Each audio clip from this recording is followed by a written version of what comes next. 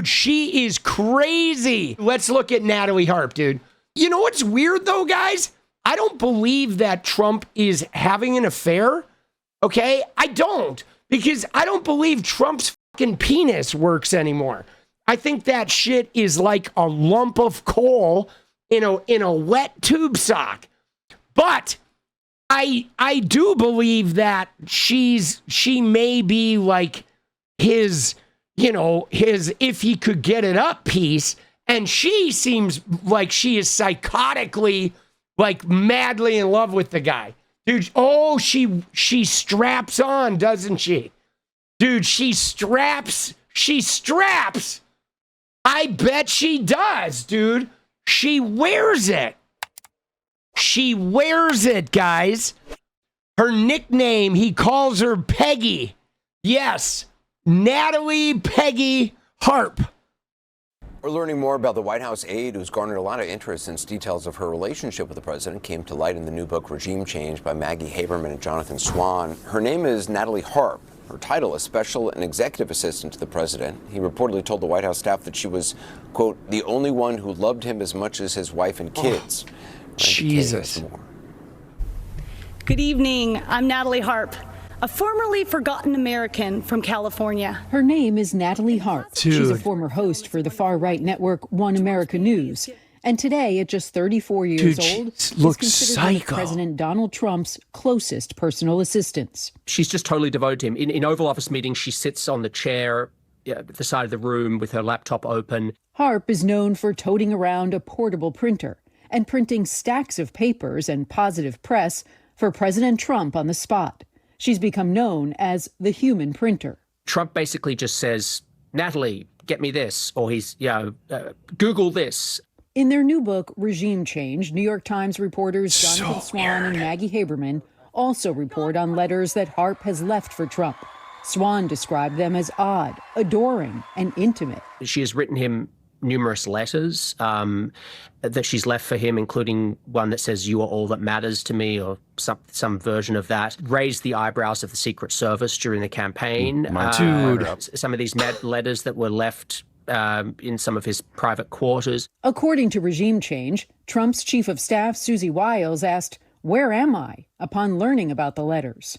Harp first connected with Trump during her battle with stage 2 bone cancer, thanking Trump publicly for saving her life by signing the Right to Try Act in 2019.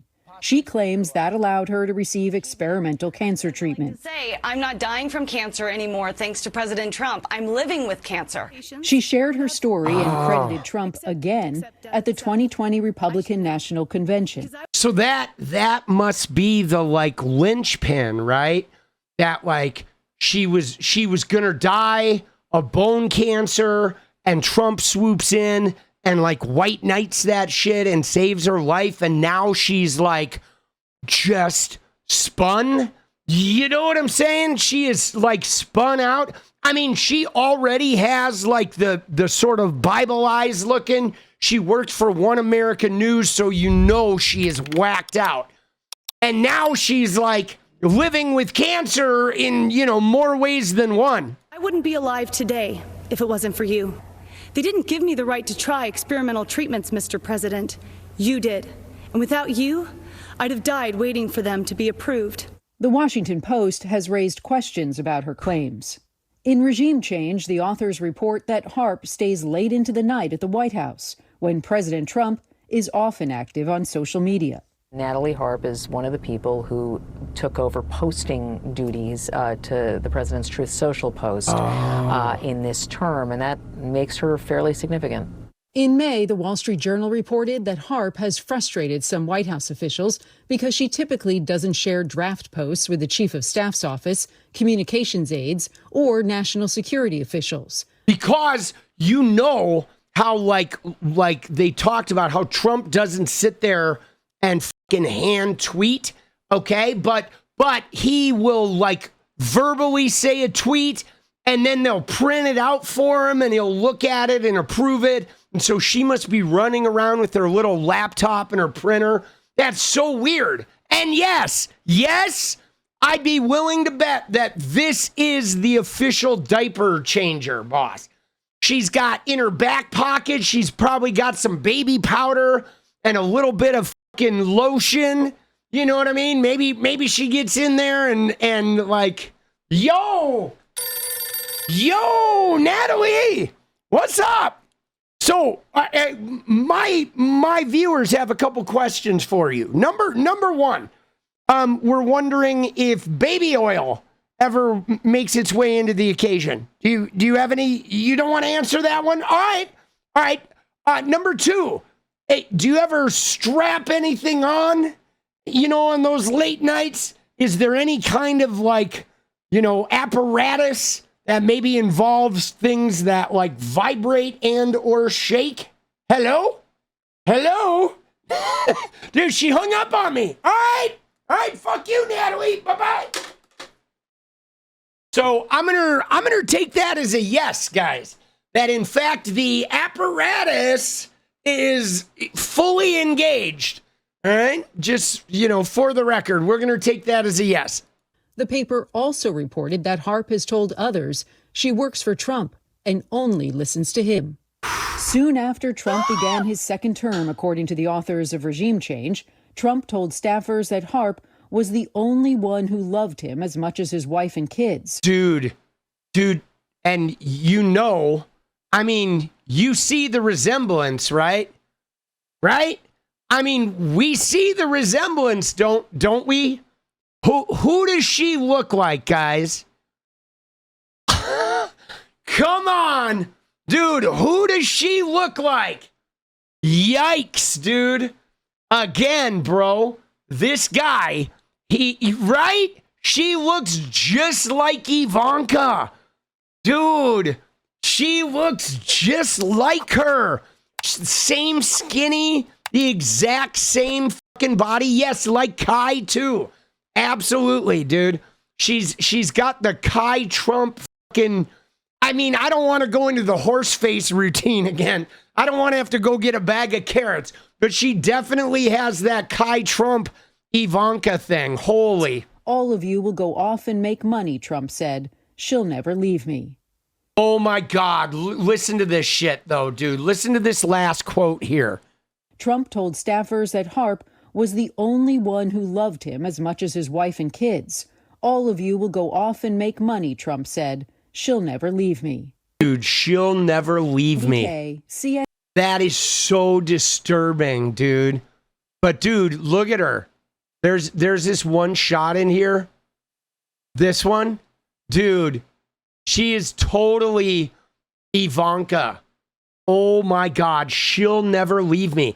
Dude, I mean, let's be honest though, okay? Don't misunderstand me when I say this, but his wife can't fucking stand him. So there's a good chance that the shoe shine guy loves him as much as his wife does, because Melania can't fucking stand Trump, and she's literally only there waiting for the check that's going to be underneath the pine box, right? They're going to pick up the pine box, and there's going to be a fat fucking paycheck underneath it, and that's the only reason that Melania is there. But this is like, dude, she is totally Ivanka. She is like Trump Ivanka. Oh my God, dude. He is so creepy. But, real love though, guys, it's not about looks, okay? In Donald Trump's case, true love is you have to look like his daughter, and you have to like put your hands in his diaper. And you have to strap on the apparatus. If you do those three things, it's to the moon, guys. Okay? Let's be real. To the moon, right? And yes, you got to be a racist, mentally ill piece of shit who will break the law for him.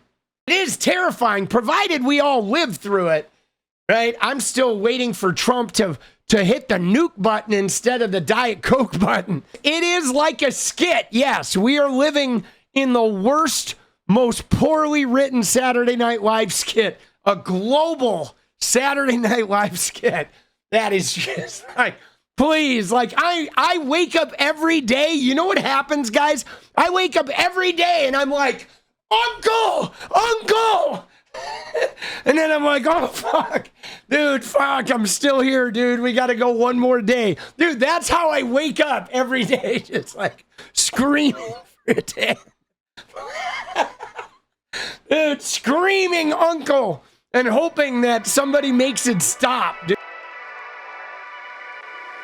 What is up, guys? Thank you so much for watching. If you like the video, you want to support independent resistance media, you know what to do. Drop that sub, hit the like button, and please share it. And we do love our members, so if you want to become a member, it's another really great way to support. Thanks again for everything, guys. I'll see you next time. Let's go.